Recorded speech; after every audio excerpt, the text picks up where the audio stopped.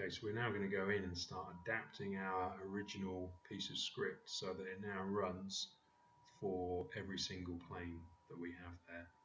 So what we want to do is going to go into the script. Let's just get this into the window, and we're basically going to repeat everything that we've got down to the definition of the curve, which is where we said nerves curve dot create.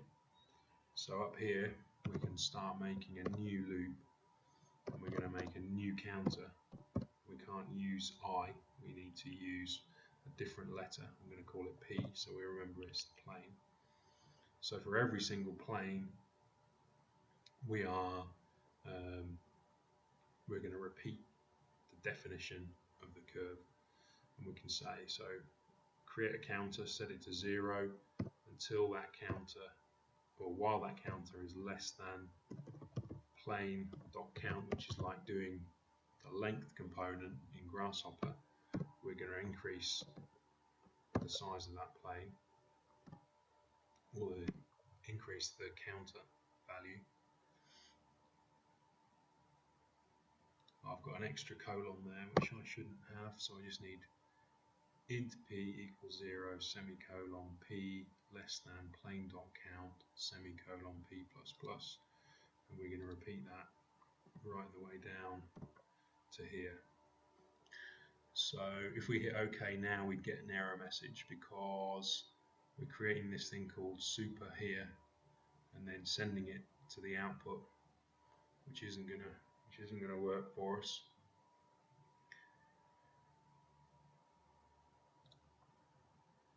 So what we should do is we'll just put 2 comments here, comment out this line, super ellipse equals super, so there's no results. Click on OK, nothing's changed.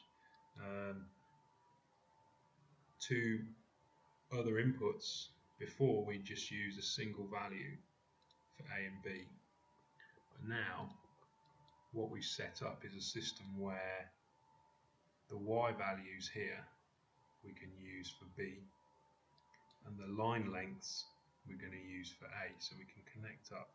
This is probably going to give us an error message, and we want to flatten these, so we just want a list of simple Y values coming in,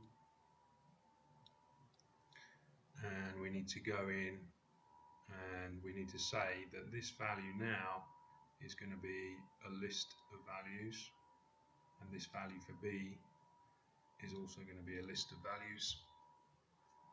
So we get an error because it's saying we haven't defined which of these values we're using. So you can use the line output as just being a length, which is what we're reading there, the length of each line, and we're getting the Y value. Remember how we did this intersection between these planes and the points, and we're just extracting the Y value from those points that we're going to use to define the height.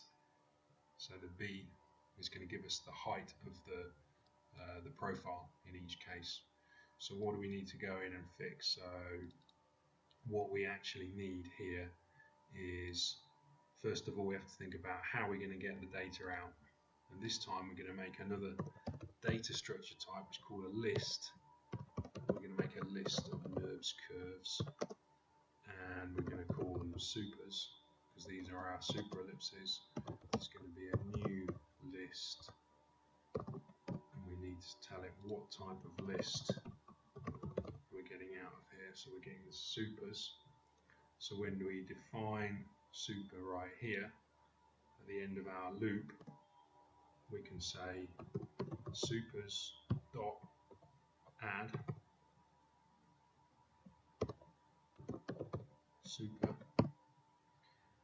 and so A and B are now values, you can see here, coming from a list, and that list is the same length as the number of planes, so we put A square brackets P to represent which of those values we're going to use as we step through there. So let's see if this works. We need to change our output back now. So super ellipse equals supers. Probably going to get an error message. I know. We've got, so coming out here now is a load of different planar curves. So let's have a look. So we should see them in here. So here they are. But the crazy thing is, of course, is that they're complete super ellipses, and we really only want a quarter super ellipse. So we need to go back in and think, how are we going to change that? And the key line here is math.pi times 2. So if math.pi times 2 is a complete 360, math.pi times 0.5 is the equivalent of 90 degrees. So there we have our profile curves. How do we get the profile curves into place? I think actually we also need to set X shift here to be 0.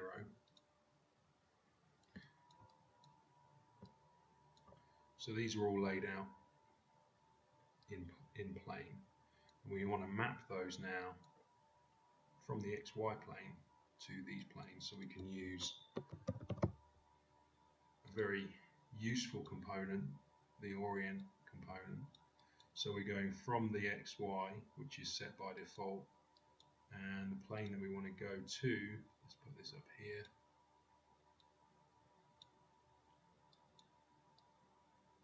So there we've got our profile curves set up, and all that remains now is to loft those together.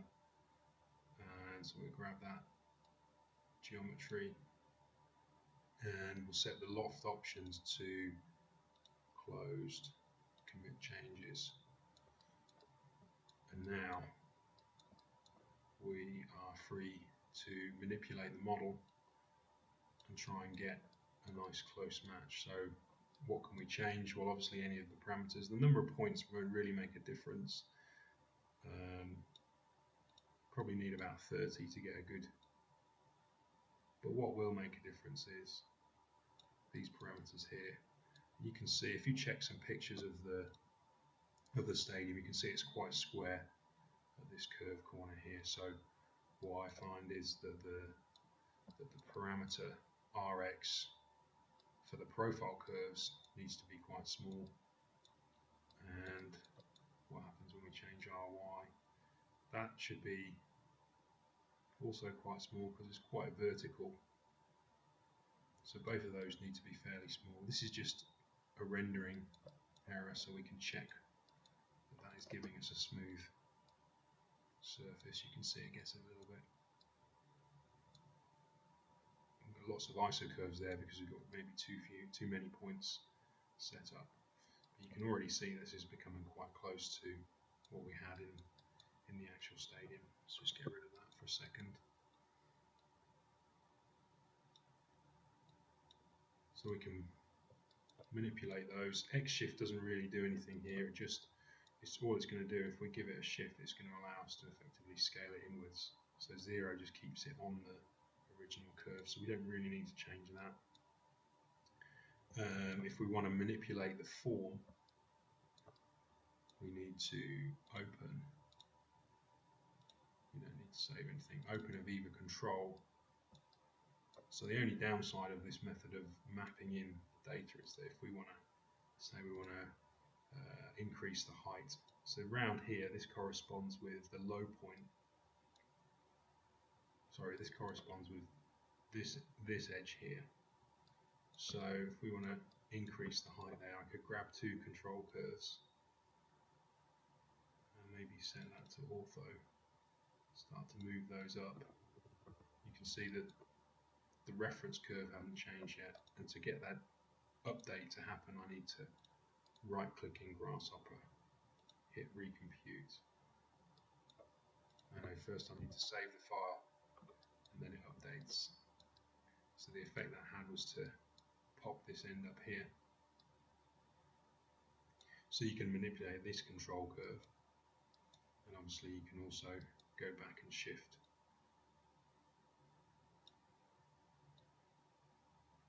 these around. relative to one another. We can change the shape of the drip line, as we call it. Obviously the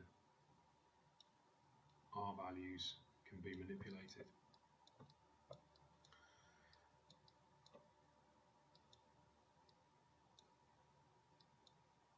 So that's a relatively, the complexity really lies in the super ellipse, understanding a little bit about how the script works. A good thing to do from here would maybe to think, well, what about another type of mathematical curve? Can I script it? Can I create a script object that lets me control a different mathematical curve that I could find in Wikipedia or in MathWorld?